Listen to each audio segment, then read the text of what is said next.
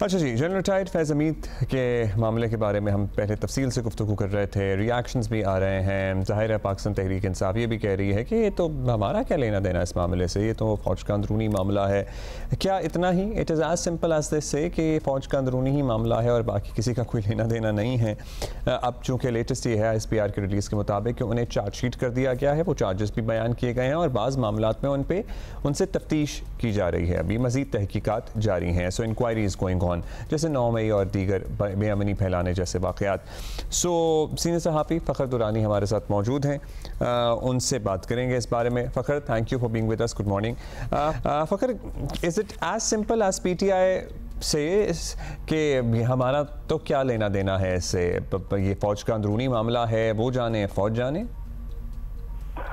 शुक्रिया अब्दुल्ला। देखें, ये सिर्फ ऐसा नहीं है कि ये फौज का मामला है। इसमें जो मेरी इतलात हैं कि इसमें PTI और ख़ासतौर के ऊपर इमरान खान फुली इन्वॉल्व हैं। जिस तरह प्रेस रिलीज में भी ISPR की प्रेस रिलीज में ये एक तो वाज़ेह किया गया है कि 9 मई से रिलेटेड जितने भी वाक़यात हैं उसकी अलहदा से तहकीकात हो रही हैं। मेरी जो इतलात हैं कि 9 मई के हवाले से जितनी भी तहकीकात हुई हैं जनरल फैज़ हमीद से, उसके कंप्लीट एविडेंसेस हैं जो भी जनरल फैज़ हमीद से ये तहकीकात हुई हैं, और सिर्फ 9 मई से रिलेटेड नहीं है। उसके साथ जो मेरी इतलात ये भी हैं कि जनरल फैज़ हमीद और इमरान खान के कुछ ताने बाने मिल रहे हैं। जब ये नवंबर 2022 में नए आर्मी चीफ की तैनाती होनी थी, उस टाइम भी इनकी कोई आपस में कोऑर्डिनेशन थी, और ये तैनाती रुकवाने के हवाले से जितने भी इवेंट्स हुए थे उस टाइम नवंबर 2022 में, उनके भी इमरान खान के साथ कुछ लिंक्स मिले हैं जो तहकीकात के दौरान। और 2022 में अगर आपको याद हो, उस टाइम एक लॉन्ग मार्च किया था इमरान खान ने, और वो लॉन्ग मार्च के दौरान जब ये वजीराबाद पहुंचा था तब उनके कोई ये फायरिंग का इंसिडेंट भी हुआ था, जिसकी वजह से इमरान खान को ये कैंसिल करना पड़ा था लॉन्ग मार्च। लेकिन ये तमाम तहकीकात के दौरान ये साबित हुआ है कि ये उस टाइम आर्मी चीफ की तैनाती के प्रोसेस को भी रुकवाना चाह रहे थे। अच्छा, ये भी साबित हुआ है। तो मगर फिर रिलीज़ में तो जो चार्जशीट है उसका जिक्र किया गया, ये जो 9 मई वाले वाक़यात हैं उस पर यही कहा गया है कि अभी इसमें इंक्वायरी जारी है, लेकिन आपकी इत्तलात ये हैं कि उसके भी ठोस शवाहिद और सबूत मौजूद हैं। जी देखिए, ये चार्जशीट तो अब ये जब कल जनरल फैज़ हमीद को पढ़ के सुनाई गई, जो एक ट्रिब्यूनल या एक बेंच बनता है ये जो फील्ड जनरल कोर्ट मार्शल के लिए, उसके सामने। लेकिन ये जो प्रेस रिलीज है अब उसमें ये कंप्लीट डिटेल्स तो वैसे भी होता है कि इदारों की तरफ से जब ये प्रेस रिलीज जारी की जाती है वो कंप्लीट डिटेल्स नहीं वो की जाती। लेकिन जब ये जनरल फैज़ हमीद के ये जो एक लीगल टीम बनाई जा रही है उसके सामने ये सारी चार्जशीट आएगी तो ये तमाम हकायक उस टाइम सामने आएंगे। अच्छा, कल बैरिस्टर गौहर से भी जब ज़ाहिर है उनका रिएक्शन लेने की सहाफ़ी कोशिश कर रहे थे, उन्होंने ऐसे इस तरह बयान किया कि वो भी वकील हैं कि भाई चार्जशीट का मतलब है कि ट्रायल का आगाज़ हुआ है, इसको अंजाम से क्यों इबारत किया जा रहा है।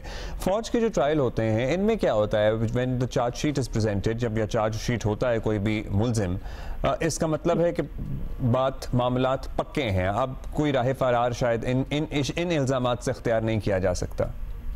देखिए, जो फील्ड जनरल कोर्ट मार्शल का होता है वो कभी भी ये जो चार्जशीट पढ़ के सुनाई जाती है हेर से के ऊपर मबनी नहीं होती। इसकी जो बाकायदा इंक्वायरी की गई है वो उसके तमाम जो ठोस शवाहिद हैं और सबूत हैं वो इकट्ठे किए गए हैं और उसके बाद ही इनको चार्जशीट किया गया है।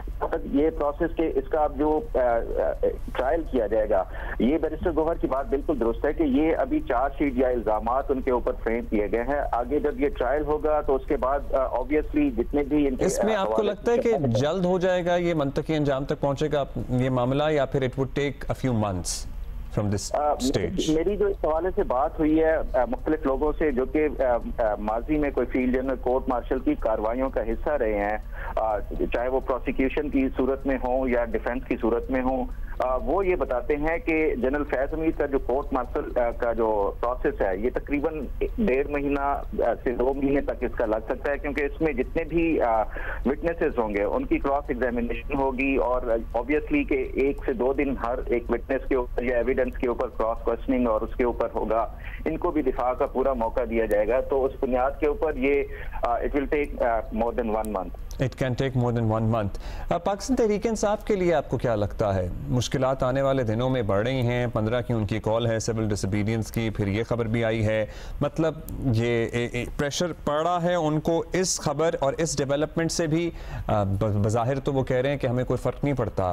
क्या उस कॉल को जिसका पहले ऐलान किया गया और पाकिस्तान तहरीक इंसाफ के अपने लीडरान उसे उस तरह दिल से शायद ओन करते नहीं नज़र आ रहे, बस यही कह रहे हैं जब भी पूछा जाए बानी का फैसला है, बानी का फैसला है, उस पर नज़रसानी हो सकती है आपको लगता है इस डेवलपमेंट के बाद? अब्दुल्ला, बिल्कुल देखें, इसमें कोई शक नहीं है कि इसका ये जो जनरल फैज हमीद का ट्रायल है इसका पीटीआई के ऊपर बराह रास्त असर पड़ेगा। और सिर्फ यही नहीं कि ये कोई पॉलिटिकल उसके इम्पैक्ट्स होंगे, बल्कि उसके साथ साथ जो इमरान खान का मेरे इस हवाले से बात हुई, वो ये कहते हैं कि ये जो जनरल फैज हमीद के ऊपर जो चार्जशीट फ्रेम की गई है, गो के ये इनका सिंगल हैंडेडली ये ट्रायल किया जाएगा, लेकिन उसके साथ साथ जो एडिशनल इसमें जितने भी शवाहिद और सबूत हैं, तो ये खारिज से इम्कान नहीं है कि इसमें इमरान खान को भी आगे जाके उनका वो ट्रायल फेस किया जाएगा और उनके लिए कोई सेपरेट चार्जशीट भी फ्रेम की जा सकती है। तो क्या इमरान खान का मिलिट्री ट्रायल हो सकता है? इस हवाले से अभी ये जो शवाहिद आएंगे और जो उसके साथ साथ जो चार्जशीट में जो इनके साथ साथ इमरान खान के हवाले से है, तो वो उस पर फिर डिपेंड करता है कि उनका मिलिट्री कोर्ट में ही ट्रायल होता है। और ये माजी में भी होता रहा है कि सिविलियंस का भी मिलिट्री कोर्ट में ये ट्रायल होता है, तो ये खारिज। अच्छा, सुबह की खबर भी है आज की कि एक फहरिस्त है, मतलब 50 से ज़ायद सियासतदान इनकी रिटायरमेंट के बाद इनसे राब्ते में थे और आर्मी एक्ट के तहत रिटायरमेंट के बाद एटलीस्ट 5 साल तक आप किसी भी किस्म की सियासी सरगर्मी में मुलव्वस नहीं हो सकते। सो वो 50 से ज़ायद सियासतदानों में मेजॉरिटी पाकिस्तान तहरीक इंसाफ की है। सो इसका दायरा कार आपको लगता है कि मज़ीद वसी होगा? बानी पीटीआई तो चले हैं इसकी जद में, लेकिन और भी लोग इसमें इस मामले में निशाने पर आएंगे या आ सकते हैं? बिल्कुल, इस हवाले से देखें, एक तो ISPR की जो प्रेस रिलीज है उसमें भी वाज़ेह है कि जो पॉलिटिकल एक्टिविटीज और उसके हवाले से जो मुलव्वस लोग हैं उनके हवाले से भी, और ये दायराकार सिर्फ ये पॉलिटिशियंस नहीं बल्कि कुछ जो मिलिट्री के हवाले से, आपको याद हो जब ये जनरल फैज हमीद के खिलाफ ये मामला शुरू हुए थे, तो उस टाइम भी कुछ ब्रिगेडियर्स जो जनरल फैज हमीद के साथ काम कर रहे थे उनको भी पकड़ा गया था और वो बाकायदा ISPR ने उसका भी बताया था। तो ये इसका जो दायराकार है आने वाले दिनों में मजीद बढ़ता हुआ नजर आ रहा है। शुक्रिया आपका फ़ख्र।